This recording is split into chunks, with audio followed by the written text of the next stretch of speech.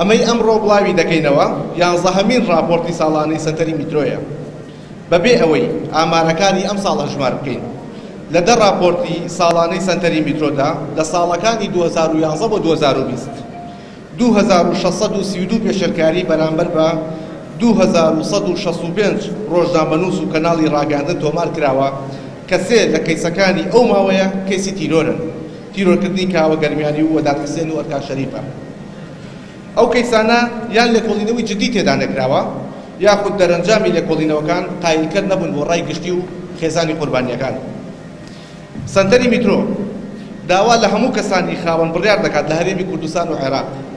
بارودۆخ و ژینگەیەک بڕەخسێنن